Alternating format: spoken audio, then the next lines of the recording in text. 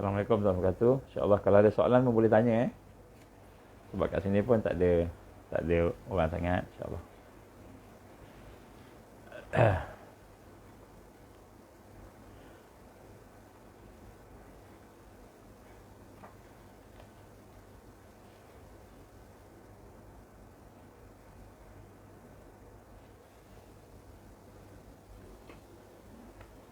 InsyaAllah kita mula dengan Ummul Quran Al-Fatihah. A'udzubillahi minasyaitanirrajim. Bismillahirrahmanirrahim. Alhamdulillahi Rabbil Alamin. Ar-Rahmanir-Rahim. Maliki yaumiddin. Iyyaka na'budu wa iyyaka nasta'in. Ihdinas siratal mustaqim. Siratal ladzina an'amta 'alaihim ghairil maghdubi 'alaihim waladdallin. Amin. A'udzubillahi samil alim minasyaitanir rajim. Bismillahirrahmanirrahim. Innal hamdalillah nahmaduhu wa nasta'inuhu wa nastahdi wa nastaghfiruh wa na'udzu billahi min shururi anfusina wa min sayyiati a'malina may yahdihillahu fala mudilla lahu wa may yudlil fala hadiya lahu. Ashhadu an la ilaha illallah wahdahu la syarika lahu wa ashhadu anna Muhammadan 'abduhu wa rasuluh. Qala rabbi shrah li sadri wa yassir li amri wahlul 'uqdatam min lisani yafqahu qawli. Rabbi zidni ilman amma ba'd. Assalamualaikum warahmatullahi wabarakatuh. Alhamdulillah, pertama kita bersyukur kepada Allah SWT dengan keizinan Allah, dengan kasih sayang Allah. Kita diberikan kesempatan dan kita diberikan kekuatan untuk meneruskan kehidupan kita dalam keadaan kita beriman Islam. Dan insya-Allah pada pagi ini kita akan melihat sedikit sebanyak tentang al-Islam dan tajdid ataupun dan Islam dan pembaharuan Islam, dan dengan arti kata lain, dan apakah sebenarnya yang nak diperbaharui ataupun apakah yang nak diubah, perubahan kepada Islam itu sendiri. Jadi sebelum kita pergi kepada tajdid secara menyeluruh, kita ingin sama-sama melihat kepada beberapa pemahaman tentang perubahan menurut Islam. Dan Islam sebenarnya adalah merupakan satu manhaj perubahan, manhaj yang merubah. Dia bukan bersifat menempel, dia bukan sifat memperbaiki. Islam itu dia bukan memperbaiki, dia bukan menempel, dan dia adalah merupakan satu perubahan yang secara total. Sebab tu Islam ini adalah merupakan satu dinul hayah, kan? Dan Islam ini adalah merupakan satu yang komprehensif dan syumul dan lengkap, kan? Jadi apabila kita memandang kepada di akhir zaman, apabila kita mengatakan bahawa Islam akan bangkit, Islam akan menang, Islam akan menang, maka menang itu bukan menang dari sudut kita menang separuh-separuh, tapi kita menang total. Yang menang total ni maknanya seluruh dunia, kan? Dan kita akan menang hatta sebagaimana Allah gambarkan dalam surah Al-Baqarah, wa qatiluhum hatta la takuna fitnah wa yakuna ad-dinu lillah.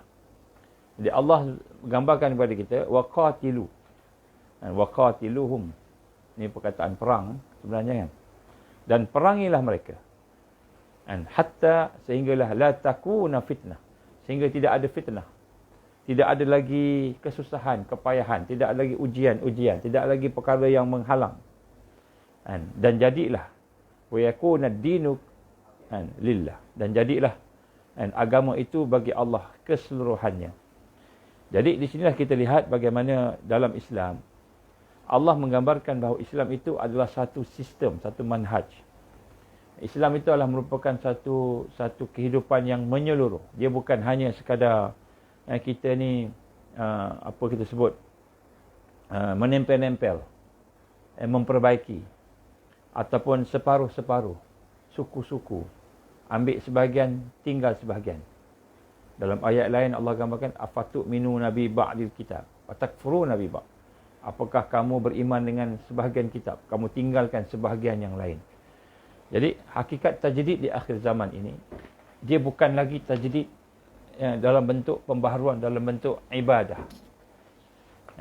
dalam bentuk sistem ibadah sahaja, mazhab, contohnya, imam-imam yang 4, ataupun kita kata perubahan dalam bentuk ekonomi, kita nak mengambil alih ekonomi dunia, contoh, ataupun dalam bentuk sosial, ataupun dalam bentuk pendidikan, perubatan dan sebagainya. Jadi sebenarnya perubahan yang dikendaki oleh Allah Subhanahu Wa Taala, yang digambarkan sebagai fasa kelima. Fasa kelima ni maknanya fasa di mana kebangkitan Islam. Dajjal akan dibunuh oleh Isa. Ya'juj Ma'juj akan dikalahkan. Jadi fasa ini adalah fasa tajdid di mana perubahan itu adalah secara menyeluruh. Menyeluruh. Dan inilah sebenarnya adalah manhaj Rasulullah sallallahu alaihi wasallam, sistem Rasulullah sallallahu alaihi wasallam. Perubahannya adalah perubahan yang menyeluruh. Sebab itulah tajdid juga bermaksud taghyir. Tajdid bermaksud taghyir, iaitu perubahan. Dia bukan, tajdid ni bukan bermaksud islah. Tajdid ni bukan bermaksud memperbaiki. Dalam konteks kebangkitan di fasa kelima. Dalam konteks kebangkitan di fasa di mana Islam akan menguasai. Jadi tajdid yang dimaksudkan tu ialah tajdid dalam bentuk taghyir, iaitu perubahan. Taghyir Islam kulli. Taghyir Islam secara menyeluruh. Ini maksud tajdid. Sebab itulah kita nak faham fasa keempat sekarang ini disebut sebagai mulkan Jabriyah. Fasa di mana pemerintahan yang diktator, memaksa. Istilah kita diktator, istilah kita totalitarian. Itu adalah pemerintahan yang nak dibawa oleh Dajjal. Dan ini adalah merupakan perkara yang kita kata bahawa memang kita nampak perkara ini sedang berlaku. Sebab tu kita dengar tentang big reset. Kita dengar tentang ekonomi nak diubah secara menyeluruh. Kita kata sosial. Kita akan nampak sosial, kita kata sistem kemasyarakatan akan menjadi satu sistem yang menyeluruh komunis. Menyeluruh komunis. Jadi di Malaysia ni siapa komunis? Tuan-tuan jawab sendirilah. Jadi nak sebut kat sini, sebab itulah apabila mereka, maknanya musuh Islam, nak mengambil alih dunia secara menyeluruh, ini adalah objektif ataupun kita kata matlamat kepada iblis itu sendiri. Maka sudah tentulah tajdid yang dimaksudkan untuk di fasa kelima ini ialah tajdid dalam bentuk yang menyeluruh. Yang menyeluruh. Dia bukan dalam bentuk islah. Dan islah, apa islah? Islah ialah kita memperbaiki. Asasnya baik, kita baiki. Itu islah. Untuk umat Islam, kita kena islah. Umat Islam yang dah ada Islam, dah ada kalimah syahadah, yang ada iman, kita kena islah, perbaiki. Tetapi untuk kita kata fasa kepimpinan, dia tajdid, dia taghyir. Dia perubahan, taghyir.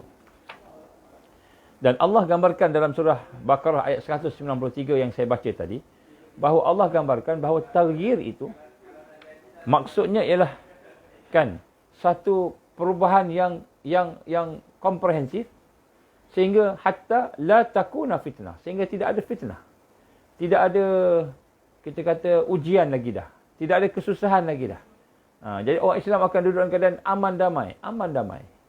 Umat Islam akan duduk dalam keadaan baik, dalam keadaan sihat. Bukan saja sihat zahir dan batin, sihat dalam segalanya. Dan di sinilah kita nak kena faham bahawa apabila kita memandangkan kepada hal ini, maka kita nak kena faham bagaimana taghyir yang dimaksudkan. Baru kita faham macam mana nak mempersiapkan kita kata kebangkitan tadi. Dan persiapan kepada kebangkitan tadi, dia bukan hanya cukup dengan kita sembahyang puasa. Tak cukup. Ibadah, tak cukup. Dia tak cukup. Sebab persiapan dia persiapan yang menyeluruh. Sebab itu disebut sebagai Taifah Mansura. Dia satu kelompok. Dia tak boleh seorang-seorang. Kalau seorang-seorang, insya-Allah kalah. InsyaAllah kalah. Dan jamin Rasul sallallahu alaihi wasallam akan sentiasa ada Taifah Mansurah. Maknanya jamaah tu pasti ada. Dia tak akan dikalahkan. Walaupun dia kecil, walaupun tak ramai, tapi dia ada. Pasti ada. Jadi bila dia kata pasti ada, maka kita wajib dalam jamaah. Wajib dalam jamaah. Wajib bersama-sama lah. Macam itu. Dan jamaah apa? Janganlah kita cakap tengok jamaah satu-satu jamaah. Mana konsep jamaah tu? Konsep jamaah tu mesti wajib. Dan sebab itulah di sini, ciri-ciri perubahan Islam adalah merupakan perubahan yang bermula dengan akidah. Jadi apa perubahan Islam? Dia bermula dengan akidah dan akhlak dan kemudian kepada seluruh aspek kehidupan. Maknanya ciri perubahan tajdid di akhir zaman ini ialah perubahan yang menyeluruh. Bukan setakat perubahan dalam sudut-sudut tertentu sahaja. Seperti dari sudut sosial, kita nak baiki sosial manusia, kita nak baiki ekonomi manusia. Ekonomi je, kita fikir ekonomi je. Ataupun kita fikir politik saja. Kita nak memimpin negara saja, fikir politik saja. Ataupun akidah saja.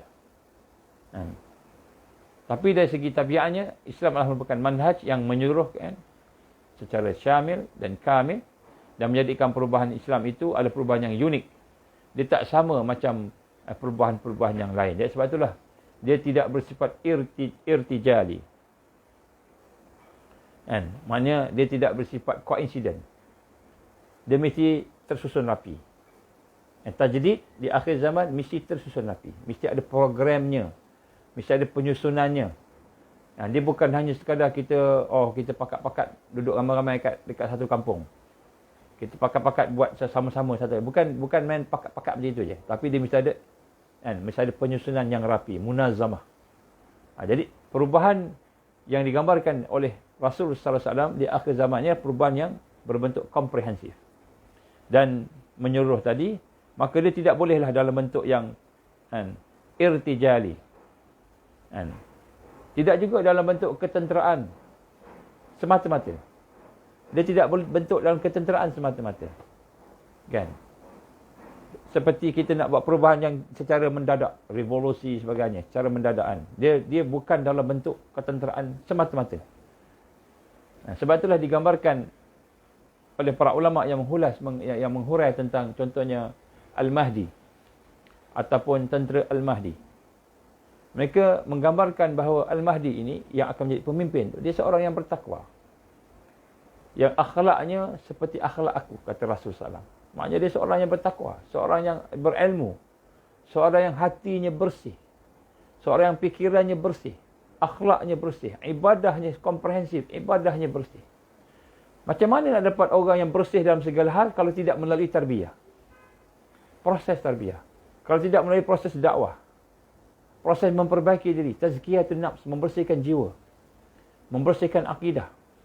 Jadi kalau kita nak bersama-sama dengan kebangkitan tajdid yang digambarkan oleh Rasulullah SAW, kita mesti bersama-sama dengan kelompok yang membersihkan jiwa mereka, membersihkan akal mereka, membersihkan akhlak kehidupan mereka. Tidak boleh tidak cukup hanya sekadar kita kata secara irtijali. Maksudnya bila sempat buat program, kita buat program. Bila sempat kita ada kuliah, kita buat kuliah. Setakat FB live dia tak cukup macam itu. Setakat ceramah saja, tak cukup. Setakat menunggu Imam Mahdi, tak cukup. Ada setengah-setengah ni kita kena tunggu Imam Mahdi. Kena tunggu je lah. Bila dia datang, kita sama dengan dia lah. Kalau kita tak proses diri kita, silap-silap kita kena tendang Imam Mahdi. Silap-silap tentera Al-Mahdiyin yang mendapat hidayah Allah itu akan membuang kita. Kita tak layak, tak qualified. Dan sebab itulah digambarkan sini, tajdid di akhir zaman ini adalah bersama taghyir. Dia membawa perubahan. Dan perubahan itu adalah perubahan dalam bentuk yang menyeluruh. Dan dia bermula dengan ideologi. Dia bermula dengan kefahaman. Faham Islam secara menyeluruh. Sebab itulah apabila kita bercakap tentang Islam dalam surah Al-Baqarah ayat 208. Allah menggambarkan kepada kita, bismillahirrahmanirrahim, ya ayyuhallazina amanu udkhulu fis silmi kafah wa la tattabi'u khutuwatis syaitan innahu lakum aduwwum mubin. Wahai orang beriman, masuklah kamu dalam Islam secara menyeluruh, kafatan, seluruhnya, semua sekali. Dan jangan kamu masuk sikit-sikit macam mana syaitan. Wala tattabi'u khutuwati syaitan. Jangan kamu ikut jejak langkah syaitan. innahu lakum aduwwum mubin, sungguh mereka tu adalah musuh kamu yang nyata. Maknanya setan ni bila benda tu baik dia ikutlah. Kan? Zakat bagus, ya, dia ambil lah zakatnya. Dapat duit. Masuk Islam dapat duit, dapat zakat. Kenapa? Mu'alaf dapat zakat. Maka kita fokus kat situ. Tapi tak fokus kat lain. Contoh jadi kita jangan ikut jejak langkah syaitan. Dan sebab itu dia mesti bermula dengan tabiat perubahan itu, dia bermula dengan kesedaran dan kefahaman. Maka kita kena betulkan tujuan dan matlamat yang nak dicapai. Apa matlamat? Apa matlamat perubahan dalam Islam? Tajdid dalam Islam. Apa matlamat dia? Apa matlamat dia? Matlamat ni satu saja. Kan? Matlamat ni mendapatkan redha Allah. Mendapatkan redha Allah. Macam mana nak dapat redha Allah? Nak dapat redha Allah Subhanahu Wa Taala ada dua. Yang pertama, kita ubudiyah pada Allah. Kita beribadah pada Allah semata-mata, tak ada lain. Kita kerja ibadah, kita makan ibadah, kita berkahwin ibadah, kita berkawan ibadah, bermain ibadah, kan, riadah ibadah, semua ibadah. Mana ibadah? Jadi maknanya nak dapat redha Allah ni mesti pastikan kita hamba Allah. Kalau nak hamba Allah, macam mana jadi hamba Allah kalau kita tak kenal Allah? Maka kita kena bersihkan hati kita bagi kenal Allah. Kita ingat kita dah kenal Allah dah, tapi sebenarnya belum kenal lagi. Belum kenal lagi kan. Kita kena kenal Allah, kenal sampai sayang kat Allah. Kita dah bincang dah, banyak kali dah kita bincang. Bagi mereka yang belum mengikuti, cubalah tengok kuliah-kuliah yang ada. Kita cerita tentang macam mana nak kenal Allah sebagainya, dan kita masih lagi berbincang. Jadi kita kena kenal Allah. Kena sayang Allah. Betul-betul sayang ni, bukan main-main ni.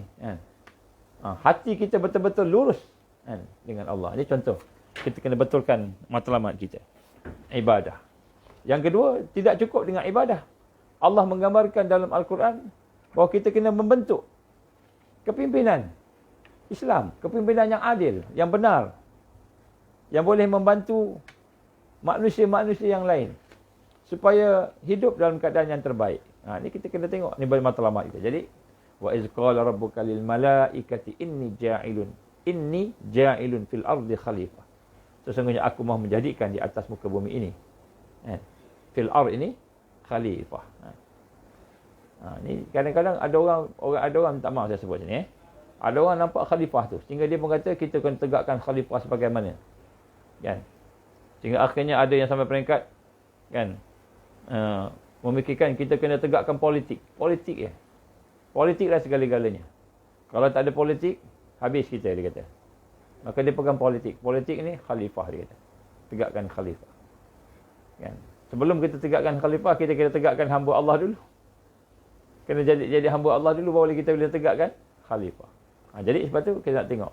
Sebab tu dua benda ni amat ditakuti oleh Dajjal. Misi Dajjal nak rosakkan dua benda ni. Nombor satu, ubudiyah kita. Apa ubudiyah kita? Nak jadi hamba Allah kepada jadi hamba dia. Maksud apa maksud hamba dia? Maksud hamba dia contohnya, kita sayang, dah tak sayang dah kat Allah. Sayang kat dunia. Sayang kat pangkat. Sayang kat jawatan. Saya mendengar titah ucapan Tuli Yang Maha Mulia Sultan Perak, Sultan Nazrin. Saya dengar dia punya ketika pelantikan MB baru. Alhamdulillah, ucapannya bagus. Kan? Dia menghubungkan dengan apa ni, ayat-ayat Allah Subhanahu Wa Taala, amanah, kepimpinan ini amanah, bertanggungjawab, jangan khianat. Oh, bagus. Saya sangat setuju dengan ucapan Sultan Nazrin baru-baru ni lah kan. Jadi kita melihat sebenarnya kepimpinan itu amanah. Ini dalam Islam macam itu. Dia bukan kepimpinan ni satu privilege. Oleh kerana saya pemimpin, saya kena parking tempat VVIP. Saya kena parking tempat VIP. Nak makan special makanan. Saya ni, kepimpinan adalah privilege. Kelebihan. Kepimpinan bukan kelebihan. Kan? Kepimpinan adalah merupakan amanah, tanggungjawab. Dalam Islam macam tu. Sebab tu pemimpin-pemimpin dalam Islam, tengoklah pemimpin dalam Islam, zaman sahabat tu, miskin-miskin semua.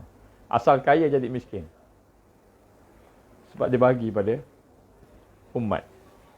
Kita tak macam itu. Makin jadi ketua, makin jadi kaya. Kalau tak kaya, tak ketua. Kalau tak ketua, tak kaya. Hilang takwa. Saya suka dengar. Nanti saya akan petik ni. Malam ni saya petik. Malam ni saya petik titah Sultan Nazrin, insya-Allah. Saya akan petik dan kita akan kaitkan dengan tajdid. Dan sebab sini kita tajdid di sini kena betulkan matlamat. Matlamat apa? Jadi hamba Allah. Kedua, tegakkan agama Allah. Jadi hamba Allah, tegakkan agama Allah. Jadi yang dua ni perlukan kepada tarbiyah, dakwah, perjuangan. Jadi bukan kita kata satu-satu aspek sahaja. Kemudian yang kedua, yang penting ialah kita kena memahami wasilah, jalan. Tajdid ni dia bukan Imam Mahdi datang, baru kita semua pakat-pakat ikut dia. Bukan macam tu. Dia ada sunnah dia. Dia ada tariqah dia. Dia ada jalan dia. Dia bukan kita tunggu Imam Mahdi. Lepas tu Imam Mahdi datang, kita ikut dia.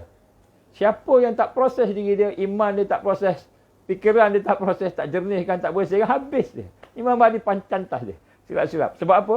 Sebab orang yang tidak proses, tidak berada dalam dakwah, tarbiyah, tidak meningkatkan diri dia, tidak hidup bersama Quran, maka dia akan bersama Dajjal. Dia akan bersama Dajjal. Jadi macam mana kita nak kata, kita nak tunggu aja Imam Mahdi. Kita tak proses pun diri kita, tak buat dakwah, tak buat tarbiyah, tidak mendekatkan dengan Al-Quran. Kan? Sebab bila kita tidak duduk dalam tarbiyah Islam, tidak duduk dalam dakwah Islam, meningkatkan diri kita dengan keupayaan-keupayaan supaya jadi hamba Allah tadi, maka kita akan duduk di bawah. Apa namanya ni, Al-Masih Dajjal. Confirm. Sebab tu bagi mereka yang hanya berfikir nak buat MV. MV ni apa? Muslim Village. Kan? Perkampungan Islam. Ataupun Muslim Village. Tanpa memasukkan aspek tarbiyah di dalamnya. Tanpa memasukkan aspek dakwah di dalamnya. Aspek persiapan perjuangan di dalamnya tadi, maka dia akan menjadi apa? Tempat untuk Dajjal datang dengan senang. Sebab apa senang? Orang-orang yang baik-baik semua dah kumpul satu tempat, dia datang. Dia datang, dia kata apa? Dia kata, kau nak ikut aku ke kau nak ikut Allah? Maka orang yang tidak proses imannya, yang kotor imannya, yang kotor hatinya, pemikirannya, pasti dia akan takut, dia akan ikut Dajjal. Takut. Kita nak balik kampung sekarang ni, nak PKP ni. Kan? PKP nak balik kampung ni. Nak keluar masuk ke Federal Highway pula. Plus tu, Utara Selatan, Highway Utara Selatan tu, setiap kali nak masuk mesti ada polis. Mesti ada polis. Kalau kita tidak ada surat lah apa sebagainya tu, kebenaran, mesti takut. Kan? Jumpa polis, bukan polis, PGA pun kadang-kadang, situ pun kita dah rasa berdebar-debar. Kenapa? Tak ada surat. Tak ada surat. Atau surat kita tak confident. Keluar tak lepas. Kan? Dan sekarang pula semalam menteri kita dah umumkan, lepas ni tidak ada denda-denda, tangkap terus, masuk penjara terus. Kan? Tahan berapa lama ke? Kan? Nak bagi enforcement ni. Lagilah takut. Tak percaya, tuan-tuan pergilah lalu dekat Plus Highway tu, daripada KL ke, nak pergi Melaka ke, nak pergi Muar ke, nak pergi Johor ke, nak pergi mana ke, pergi lalu. Polis datang, tak payah apa-apa. Tuan, saya minta maaf, saya tertinggal sekian. Kita mana? Minta maaf tuan ke tepi sekejap. Kenapa? Van jail tu, van yang ambil penjara orang jail tu, dah tunggu situ. Siapa yang tu masuk terus. Ada menteri cakap semalam lah, masuk terus. Tak ada dah, kompon tak ada dah, masuk terus. Penjara sehari, 2 hari, 3 hari, ikutlah berapa hari nak bagi. Takut tak? Takut lah. Terus tak keluar rumah. Takut. Kenapa? Ancaman nak penjara. Padahal kita kata, minta maaf tuan, saya sebenarnya bukan nak pergi sana, saya tersalah masuk ni. Saya nak buat U-turn. Buat U-turn, tak apalah U-turn. Boleh bagi? Boleh U-turn tak? Boleh U-turn. Saya minta maaf, saya bukan nak masuk jalan ni, termasuk. Saya ikut orang tak perasan. Ghalib saya, termasuk. Buat U-turn. Tak payah pergi ke Plus Highway. Taklah masuk penjara. Contoh kan. Tuan-tuan sama tahu, tapi takut. Bayangkan Dajjal datang kat kampung kita. Dengan tentera dia. Dengan sokongan orang ramai. Orang semua kata, ni sesat. Kita kata, kami sebenarnya bersama dengan tuan, sama-sama. Habis. Sebab kita tidak benar-benar memahami wasilah. Jalan sebenarnya di akhir zaman ni, yang dikatakan tajdid ni, yang dikatakan Imam Mahdi ni, Dia bukan hanya datang begitu macam gitu aja. Dia telah dipersiapkan, dia ada persediaan dia. Imam Mahdi sendiri, dia seorang yang berilmu, dia seorang yang alim. Dia seorang yang akhlaknya baik. Kata Nabi SAW, akhlak dia baik. Maknanya dia duduk dalam tarbiyah. Dia duduk mendidik diri dia. Dia dekat dengan Quran. Dia hidup bersama Quran. Kan? Kalau dia seorang yang jahat, boleh jadi Imam Mahdi? Tak boleh. Jadi Imam Dajjal boleh lah. Bukan Imam Mahdi, Imam Dajjal. Jadi bagi kita yang nak memahami tajdid tadi, kan, konsep tajdid di akhir zaman ni, kita kena faham bahawa kita kena patah balik kepada Islam secara menyeluruh. Diri kita ni, hati kita, iman kita, pemikiran kita. Kerana itulah perubahan dia. Dan kita kena faham wasilah dan wasail dia, jalan-jalan dia. Kaedah-kaedah dia macam mana. Dia bukan hanya setakat tunggu je. Sebab tu apa yang saya cuba sebutkan di dalam kuliah-kuliah yang saya buat secara bersiri ni. Saya bersiri. Kan, hari ni sampai 3 kuliah saya buat. Pagi tadi, duha tadi. Kan, ada siapa tak sempat, ada duha. Kemudian ni sekarang ni, malam ni ada satu lagi. Malam ni saya cerita pasal penjara sikit lah. Kan. Penjara Dajjal. Jadi tuan-tuan hormat Allah Taala. Kan, begitu juga kuliah duha tiap-tiap hari saya buat. Bukan saja-saja buat tuan-tuan. Sebab memang dah dekat sangat, saya pun buatlah sama-sama. Kita buat pelan-pelan. Baik. Kemudian perubahan tu juga adalah perubahan yang kemanusiaan, bukan perubahan yang tidak ada sifat kemanusiaan. Perubahan tu sesuai dengan fitrah manusia. Bukan perubahan yang kita kata, kan, kita nak kena jadi robot, jadi Islam ni adalah manhaj perubahan, taghyir. Dan dimaksudkan tajdid di fasa kelima ini adalah taghyir Islami kulli. Perubahan Islam secara menyeluruh. Jadi persiapan kita juga secara menyeluruh. Menyeluruh ni apa maknanya? Menyeluruh maknanya kan, daripada akidah kita, hati kita, pemikiran kita, kefahaman kita, fikrah kita, kemudian ibadah kita, akhlak kita dan yang lain-lain. Jadi bukanlah kita kata kita hanya setakat kita nak kumpul-kumpul, bincang-bincang, baca-baca macam itu, tak ada begitu. Baik, bila kita nak cuba ringkaskan di sini pemahaman kita tentang perubahan Islam. Perubahan Islam banyak pandangan, banyak pendapat. Jadi dia meliputi semua aspek, Satu contohnya pandangan, ni pandangan, konsep yang salah. Saya sebut konsep yang salah dulu. Dia kata perubahan Islam, tajdid Islam. Fasa kelima ni, perubahan Islam bukanlah satu fenomena politik bagi sebuah negara. Jadi yang pertama, perubahan Islam bukan satu fenomena politik dalam sebuah negara. Maknanya kita kata, kita kena ubah Islam dengan kita masuk parti politik, kita berkempen, kita menang, kita jadi ketua, kita jadi presiden, jadi Perdana Menteri, baru kita boleh ubah. Baru kita boleh ubah semua sekali. Jadi perubahan Islam bukan hanya dengan fenomena perubahan politik sebuah negara. Bukan itu saja. Itu hanya satu bahagian dia. Jadi kalau kita fikir, kita nak menang aja, itu yang kita jadi orang yang akan apa kita panggil larut dengan isu semasa. Kita duduk selesaikan isu semasa sampai tak sempat. Nak baca Quran tak sempat. Sebab apa? Sibuk dengan isu semasa yang ditimbulkan oleh sistem yang ada pada hari ini. Memang banyak isu lah. Kan?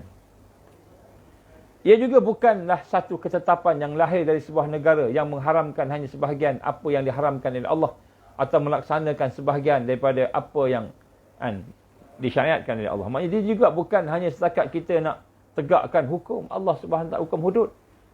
Sebahagian haram, sebahagian tak haram, macam itu. Sebahagian boleh, sebahagian tak boleh. Jadi dia bukan juga sekadar nak tegakkan, itu bukan kita punya perubahan yang maksudkan tadi. Perubahan tu bukan sekadar hukum saja.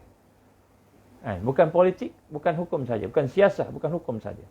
Ia bukan juga sekadar merupakan nas dalam perlembagaan sebuah negara yang menyatakan bahawa agama resmi adalah agama Islam. Ketua negara mesti orang Islam. Dan bukan juga perubahan itu bermakna sekadar perlembagaan kita ada agama Islam, itu perubahan macam itu. Bukan macam itu. Maknanya negara kita dah ada dah. Negara kita ni dah ada dah. Yang kita sebut ni. Contohnya, dalam perlembagaan ada agama Islam, agama resmi. Kan? Ataupun pemerintah mesti orang Islam. Raja mesti Islam. Mesti Islam. Wajib Islam. Raja wajib Islam. Jadi, Dah ada dah dalam negara kita ni. Tapi negara-negara lain, contohnya di tanah Arab, tak ada. Islam tidak menjadi agama rasmi. Kan? Jadi, kita lihat bukan hanya sekadar untuk nak menyatakan bahawa perlembagaan mesti ada agama rasmi, agama Islam. Dalam perubahan Islam juga tidak tergambar tentang hukuman gantung atau hukuman bunuh. Sebilangan kecil, sebilangan besar mereka yang menyeleweng, sama ada politik dan sebagainya. Bukan juga perubahan Islam ni maknanya kita nak ubah daripada hukum gantung kepada hukum pancung. Bukan itu saja. Bukan itu saja. Jadi kita lihat perubahan ni bukanlah merupakan setakat perubahan daripada yang bersangkut dengan hukum-hukum semata-mata. Bukan itu sahaja. Perubahan Islam tidak berlaku dengan hanya menghapuskan kebatilan tanpa menelurkan hak kita. Kita sekat benda yang haram, benda yang maksiat sebagainya, tapi tidak melahirkan al-haq. Al-haq tak lahir. Kita nak melahirkan al-haq. Perubahan Islam tidak mungkin dan akan bercanggah dengan ilmiah ataupun teknologi. Islam pun tidak bercanggah dengan kita bukan nak kembali balik pada zaman unta. Bukan kita nak kembali balik kepada zaman-zaman dulu. Bukan maknanya kita perubahan nak kena patah balik. Mesti semua pakai jubah. Rasulullah pakai jubah, kita kena pakai jubah. Bukan macam gitu. Kan? Perubahan Islam bukan dalam bentuk yang begitu. Ataupun bercanggah dengan ilmiah. Ilmu sekarang dengan dulu lain. Dia ilmu tu sentiasa bercambah. Kan? Sesungguhnya, dengar sini tuan. Apa tajdid yang akan berlaku? Saya sebut ni benda yang akan berlaku ni. InsyaAllah tak lama dah.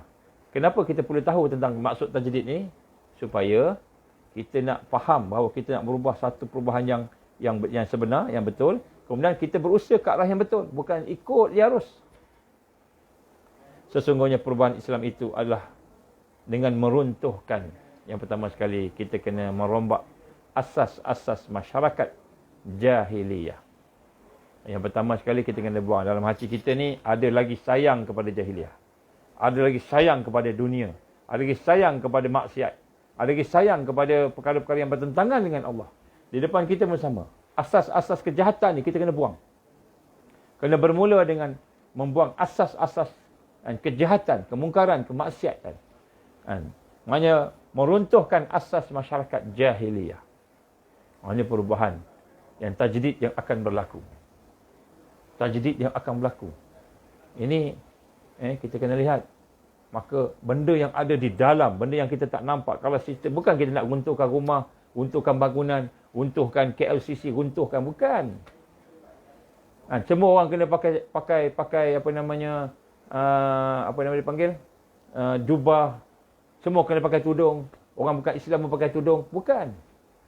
Bukan dari sudut yang luar-luar ni. Dia bermula dengan asas. Apa asas? Yang pertama, sudut pemikiran. Macam mana cara kita berfikir? Macam mana cara kita berfikir? Kan? Fikiran kita mesti nilainya itu nilai syarak. Nilai Quran, nilai hadis. Bukan nilai ikut liberal, mana-mana pun tak apa. Plural, sama aja semua. Kan? Mesti nilai Quran, hadis. Itu nombor satu, pemikiran. Tak apa ada KLCC. Tun Mahathir dah buat KLCC, KLIA teruskan, tak ada masalah. Contohlah. Jadi kita jangan nampak perubahan Islam ni daripada yang fizikal. Yang pertama, aspek pemikiran. Sebab tu kita kena faham Islam ni apa, Quran ni apa. Orang bukan Islam pun kena kita bagi faham supaya dia nampak Islam ni bukan teroris. Islam ni bukan pengganas. Kita ingat Islam ni pengganas. Islam ni memang pedang aja. Kita nak mempersiapkan diri kita perubahan Islam, kita kena belajar panah. Kita kena belajar pedang. Kita kena tahu silat. Itu kita nampak fizikal. Betul tak? Tak salah. Tak salah. Tapi tidak komprehensif. Yang komprehensif, kefahaman kena betulkan dulu. Fikiran ni. Kita dengan Allah, kita dengan Quran, kita dengan sunnah. Macam mana kita dengan sunnah? Tanggapan kita. Akhlak kita macam mana? Panah belajar. Pedang belajar tapi hati dengki dengan orang lain. Hati masih dengki, berdendam dengan orang lain. Pemikiran masih sekular. Masih lagi pemikiran sekular. Tapi panah dah bagus dah. Sebab tu saya kata bukan dia tidak salah. Tetapi tidak komprehensif. Sebab tu kita kena faham wasail tajdid. Jalan-jalan untuk tajdid tu apa? Untuk taghyir apa? Jadi ini kita kena faham. Dan inilah kefahaman ini yang paling penting sekali. Kita bukan anti-establishment. Anti-establishment ini satu istilah yang diberi oleh para orientalis kepada orang Islam. Dia ni nak patah balik zaman Nabi dulu. Duduk kat hutan. Nak patah balik zaman Nabi dulu, pakai unta, tak pakai kereta. Nak patah balik zaman Nabi dulu, makan korma. Nak ubat, makan madu. Bukan makanan-makanan perubatan. Dia panggil anti-establishment. Ini tomahan-tomahan daripada mereka yang ada. Sebab orang Islam pun kadang tak faham. Jadi kita nak bagi faham sini, masyarakat yang pemikiran dia ni, kita kena betulkan pemikiran kita. Penilaian kita, cara kita menilai, kita kena betulkan dulu. Baru kita boleh tajdid. Kalau tak boleh tajdid. Pakai dah jubah, janggut, kopiah. Tapi masih lagi isap rokok. Minta maaf bagi isap rokok. Contoh. Masih lagi suka tengok movie. Masih lagi suka dengan K-pop. Masih lagi tak suka baca Quran. Lebih suka baca Instagram, WhatsApp, Telegram. Semua suka. Quran. Nampak? Jadi pemikiran dia, hatinya masih lagi jahiliah. Bercampur-campur. Sedangkan Allah gambarkan kepada kita, wala talbisul haqqa bil batil. Jangan kamu campur adukkan antara hak dan batil. Jadi perubahan ni bukan perubahan fizikal. Nombor satu, perubahan pemikiran dan perubahan hati.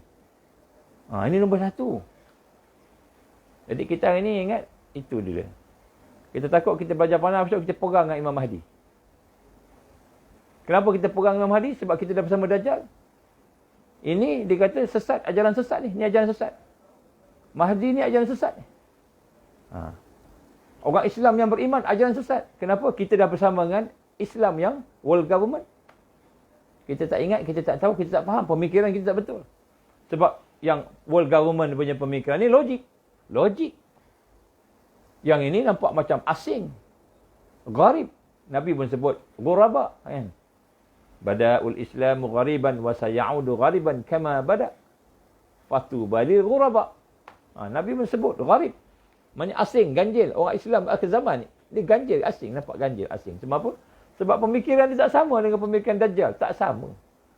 180 degree. Seorang ke sana, seorang ke sini. Tak sama.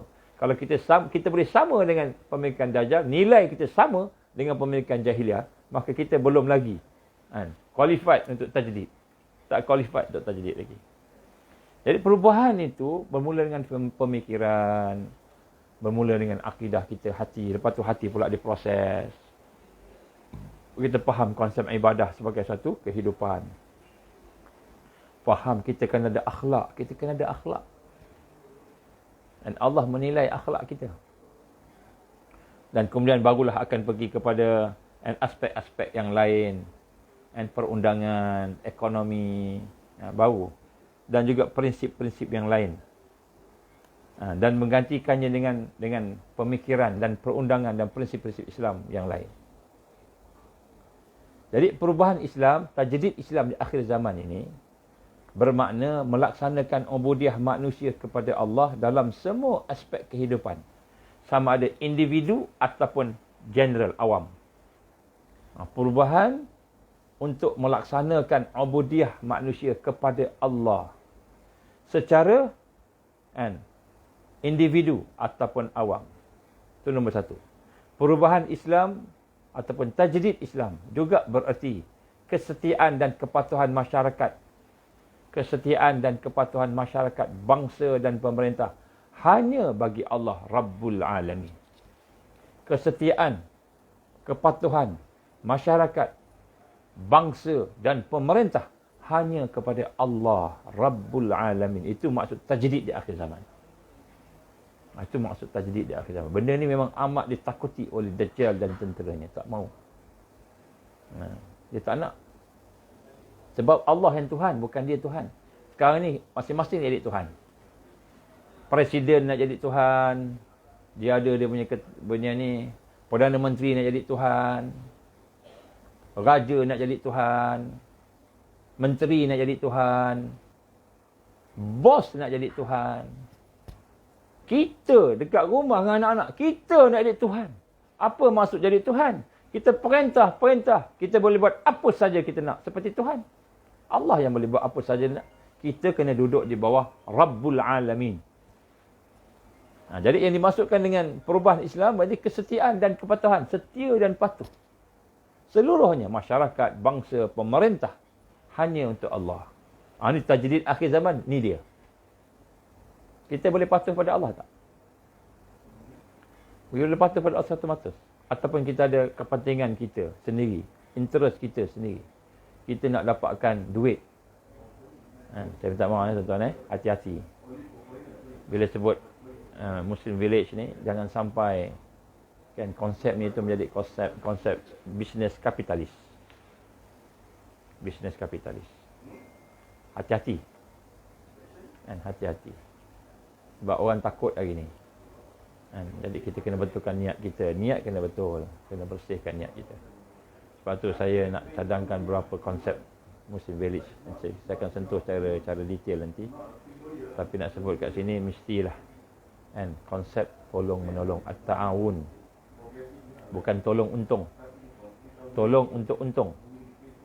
Bukan tolong untuk dapat untung. Ada sikit saja tolong untuk dapat untung. Sikit saja. Maka rahmat Allah tersekat. Yang penting di akhir zaman ni, nak selamat daripada Dajjal ni, ialah rahmat Allah. Dan rahmat Allah datang bersama keikhlasan. Rahmat Allah datang bersama syariat Islam. Akhlak Islam. Jadi kita kena tengok. Sama-sama tolong-menolong. Konsep dia at-ta'awun. Macam mana muhajirin datang daripada Mekah menuju ke Madinah. Ansar. Kaum Ansar menerima mereka sepenuh hati. Tidak ada sedikit pun untung duniawi. Malahan disebut. Dia kata apa? Dia kata, mari ikut ke rumah aku. Aku ada rumah sekian-sekian. Kita bagi 50-50. 50-50. 50-50. Kenapa? Sebab setiap yang dibagi tu, sebenarnya itulah yang dia dapat. Konsep tolong-menolong ni tuan-tuan. Kita konsep meniaga, kita nampak untung dunia. Meniaga. Tetapi meniaga yang sebenar, ialah meniaga yang untung di akhirat. Itu meniaga yang sebenar. Dunia Allah akan jaga kita. Siapa yang jaga akhirat, Allah akan jaga dunia dia. Siapa yang nak dunia, jaga dunia, akhirat dia tak dapat. Ya ayyuhallazina amanu hal adullukum ala tijaratin tunjikum min azabin alim. Wahai orang beriman, mahu tak aku tunjukkan kepada kamu perniagaan, bisnes, tijarah yang boleh menyelamatkan kamu daripada azab yang pedih? Nak tak? Ini Allah sebut dalam surah As-Saff. Tu'minuna billahi wa rasulihi wa tujahiduna fi sabilillahi bi amwalikum wa anfusikum. Dzalikum khairul lakum in kuntum ta'lamun. Kamu beriman pada Allah. Ni bisnes ni. Beriman pada Allah, beriman pada Rasulnya dan berjihad, berjuang pada jalan Allah dengan harta kamu, dengan diri kamu. Itulah yang terbaik sekali.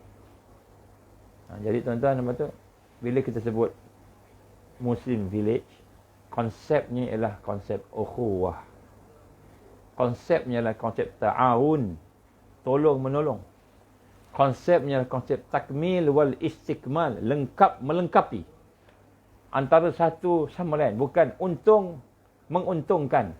Dia bukan win-win. Kalau bisnes, share, JV. Dia bukan JV, MV, dia bukan JV. JV, kita win-win. Menang-menang. Itu konsep bisnes.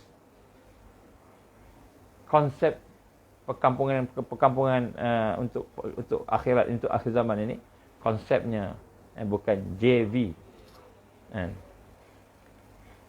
Bukan win-win lah. Tapi konsepnya apa? Takmil wal istikmal. Lengkap melengkapi. At-ta'un, tolong menolong. Yang itulah yang akan dapat rahmat Allah. Sebab tu Allah gunakan perkataan apa? Jihad fi sabilillah. Jihad pada jalan Allah dengan harta, dengan diri. Kita korban diri kita, harta korban. Itu konsep dia. It is a business of akhirah. Business akhirat. Betulkan balik niat kita. Betulkan balik niat kita. Kita kena betulkan balik niat kita.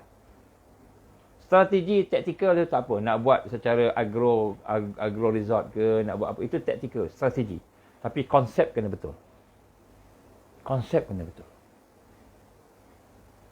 Konsep kena betul. Dia bukan menjadi pemilikan. Hasil daripada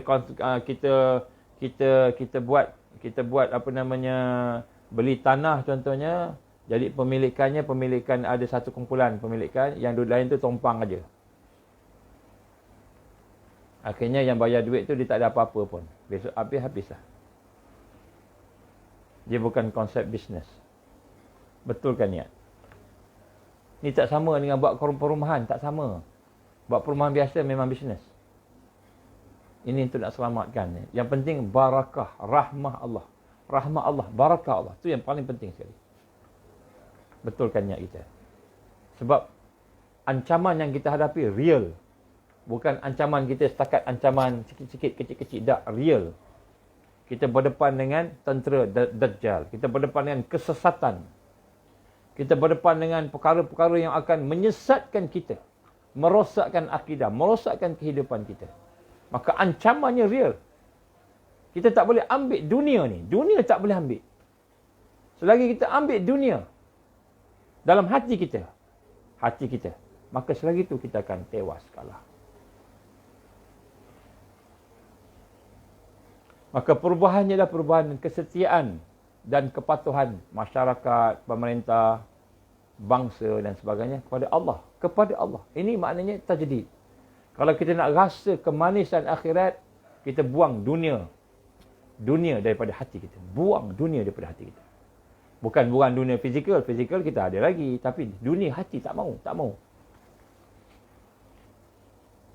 Dan yang ketiga, perubahan Islam ialah perubahan dari akar umbi. Perubahan daripada akar umbi. Daripada asas-asas manusia. Daripada individu. Daripada keluarga. Dipanggil rakais Islamiyah.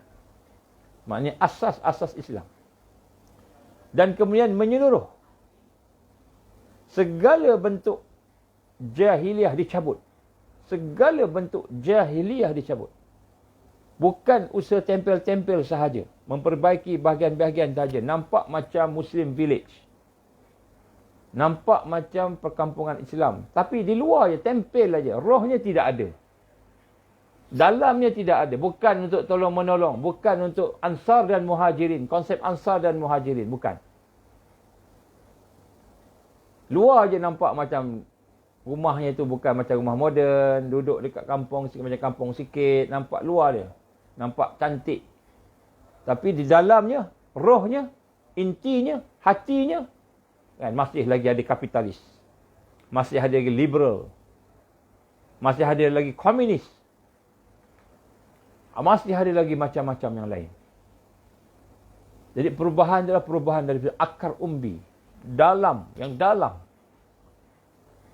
Kita punya, dan juga asas-asas yang individu. Kita kena tengok orang tu. Sebab tu kita kena kumpulkan, betul-betul kenal, ta'aruf. Dan kita jangan lagi ikut budaya yang ada di luar. Kita kena bentuk budaya baru. Macam mana kita kena ada ilmu. Sebab tu saya sebut tadi, kita kena faham wasail dia, tarbiyah. Wasail dia, jalan-jalan ni kita kena faham. Dan sesungguhnya kita buat benda ini adalah perkara yang wajib. Untuk kita merubah diri kita, tajdid, memahami tajdid dan melakukan perubahan dia, hukum dia wajib. Bagaimana digambarkan dalam kaedah syarak, anna ma la yatimul wajib illa bihi fahuwa wajib. Ma la yatimul wajib. Sesuatu yang wajib itu tidak akan dapat melainkan dengan perkara itu. Maka perkara itu menjadi wajib. Kita ambil semayang ni sunnah aja.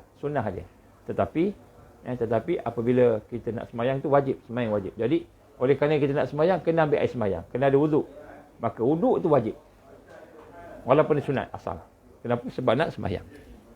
Itulah insya-Allah. Jadi kita memperbaiki diri kita, duduk dalam tarbiyah. Duduk dalam tarbiyah ni, kita kata tak apa, tak ada, tapi nak selamatkan diri daripada Al-Masih Dajjal. Nak selamatkan diri daripada tentera dia. Kalau tidak kita rosak, maka duduk dalam tarbiyah jadi wajib. Ma la yatimu wajib illa bihi fahuwa wajib. Jadi kita nak kena tengok. Begitu juga dengan yang lain. Jadi insya-Allah tuan-tuan puan-puan, masa dah pukul 12 ni. Nak sebut pada tuan-tuan sekalian, kan? Kita kena faham tajdid, maksud tajdid yang saya cuba sebut, saya cuba sampaikan. Supaya tajdid yang berlaku di fasa kelima nanti, kita tidak ketinggalan, kita bersama. Kebangkitan kita bersama. Kenapa kita bimbang kita tidak bersama? Kita bimbang kita tidak bersama, nanti kita akan termasuk dalam kumpulan kelompok yang lagi satu. Rasul SAW gambarkan dia ada dua je. Yang satu yang beriman, yang satu munafik. Tak ada tengah-tengah. Yang beriman, yang munafik. Ini fitnah ad-duhaimah. Jadi sebab tu kita kena apa? Kita kena fokus betul-betul. Wasail yang betul-betul. Bukan hanya setakat kita bersihkan hati kita dengar FB online. Bukan setakat tu. Dia ada benda yang kita kena buat. Kita kena persiapannya. Dan bukan persiapan fizikal saja. Fizikal penting. Memanah pedang penting. Boleh. Boleh buat. Teruskan. Saya tak kata salah. Tapi saya tak kata, saya kata sini ialah dia kena komprehensif. Kena mula dari dasar, asas. Kenapa kita buat Muslim Village? Kenapa kita buat perkampungan Islam? Bukan sebab kita nak lari daripada bandar. Tapi sebab kita nak membina kekuatan kebangkitan Islam untuk fasa kelima. Kalau kita nak buat selain daripada itu, rahmat Allah tak ada.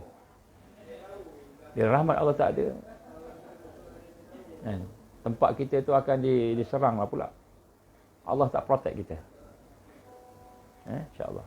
Ini antara perkara yang asas. InsyaAllah kita akan sambung pada masa akan datang. Bagi mereka yang telah berada dalam Muslim Village, atau mereka yang telah berusaha untuk teruskan. Kalau ada tu, betulkan niat. Niat kena betulkan. Konsep kena betulkan. Kalau tak sama dengan apa yang saya sebut tadi, kena ikat dengan syarak. Dan kemudian selepas tu, kita baiki sama. Tak apa, kita baiki sama. Kita tak tahu, tak apa, sebelum ni tak apa. Kita baiki sama-sama. Kita ikhlaskan hati kita. Buat ni untuk Allah. Kerana Allah, untuk akhirat. Maka konsep muhajirin dan ansar perlu kita laksanakan. Konsep persahabatan muhajirin dan ansar. Hanya persahabatan muhajirin dan ansar inilah yang Allah tolong. Yang Allah tolong. Kalau konsep persahabatan kerana projek persahabatan kerana bisnes, belum tahu Allah tolong. Malah digambarkan oleh Allah SWT Rasulullah yang kita bacakan hadis-hadis yang lepas, kan? Saya ada bacakan. Siapa-siapa yang mencari dunia, siapa yang mencari dunia? Dah akhir nak mati dah ni. Dah akhir zaman nak mati dah. Cari dunia lagi. Siapa yang cari dunia? Maka Allah akan bagi sekadar yang telah dikadarkan kepada dia. Rezeki tadi. Akhirat, tak dapat. Siapa yang cari akhirat? Siapa yang cari akhirat? Allah akan bagi akhirat pada dia. Dunia, Allah akan bagi lebih daripada apa yang sepatutnya dia dapat. Sebab orang yang cari akhirat, darjat dia tinggi di sisi Allah. Allah akan tolong dia. Allah akan bantu dia. Sebab tu kita kena betulkan niat kita. Mudah-mudahan Allah akan bagi barakah pada kita. Rahmat pada kita insya-Allah. Aku li qouli hadza astaghfirullahalazim li wa lakum. Jadi alhamdulillah di wilayah boleh sembahyang hari ni. Sembahyang Jumaat. Saya orang Selangor, duduk kat Selangor. Tapi numpang kat wilayah Selangor tak boleh lagi. Jadi kita cubalah solat. Kalau boleh solat Jumaat, kita cubalah solat Jumaat. InsyaAllah mudah-mudahan Allah memberikan kepada kita barakahnya. Dan sebagaimana saya sebut semalam, kalau boleh buat solat hajat. Apa solat hajat kita? Minta Allah berikanlah kekuatan pada kita semua ni, individu-individu yang hajat untuk bersama Islam di akhir zaman. Dan kemudian kita minta Allah berikanlah hidayah kepada kawan-kawan yang lain, terutama pemimpin kita. Yang terdiri daripada sultan-sultan, raja-raja, menteri-menteri. Beri hidayah kat dia. Dan kalau dia tidak layak untuk hidayah, maknanya dia memang tak nak pilih hidayah, itu dia dengan Allah. Dan kita doalah supaya kepimpinan yang sebenar akan naik secepatnya mungkin. Aku li qouli hadza astaghfirullahalazim li wa lakum. A'udzubillahi minasyaitonir rajim. Bismillahirrahmanirrahim. Alhamdulillahirabbil alamin wassalatu wassalamu ala asyrafil anbiya'i wal mursalin wa ala alihi washabbihi ajma'in. Allahumma inna nas'aluka lisanan ratiban bi dzikrik wa qalban maf'uman bi syukrik wa badanan hayyan laynan bi ta'atik. Allahumma inna nas'aluka imanan kamilah wa nas'aluka qalban khashi'ah wa nas'aluka ilman nafi'ah wa nas'aluka yaqinan sadiqah wa nas'aluka dinan qayyimah wa nas'aluka al-'afiyata min kulli baliyah wa nas'aluka tamamal ghina 'anil nas wa hablana haqiqatal iman bi hatta la nakhaf wa la narju ghairak wa la na'budu syai'an siwak waj'al yadaka mabsutatan 'alaina wa 'ala ahlina wa auladina wa man ma'ana bi rahmatika wa la takilna ila anfusina tarfata 'ain wa la kullu min dzalika ya ni'mal mujib. Rabbana atmim lana nurana wa fil lana innaka 'ala kulli syai'in qadir. Rabbana atina fid dunya hasanah wa fil akhirati hasanah wa qina azaban nar. Wa sallallahu alaihi wasallam Muhammad wa ala alihi wa sahbihi baraka wa sallam walhamdulillahirabbil alamin. InsyaAllah malam ni kita ada sesi 9.30 insyaAllah. Kita akan bincang sikit tentang penjara sebab ada orang dah dipanggil polis. Jadi kita cerita pasal penjara sikit. InsyaAllah tangguh dengan tasbih kafar subhanakallahumma wa bihamdika asyhadu an la ilaha illa anta astaghfiruka wa atubu ilaik. Bismillahirrahmanirrahim wal 'asr innal insana lafi khusr illa allazina amanu wa 'amilus solihat wa tawassaw bil haqqi wa tawassaw bis sabr. Wabillahi taufiq wal hidayah. Assalamualaikum warahmatullahi wabarakatuh.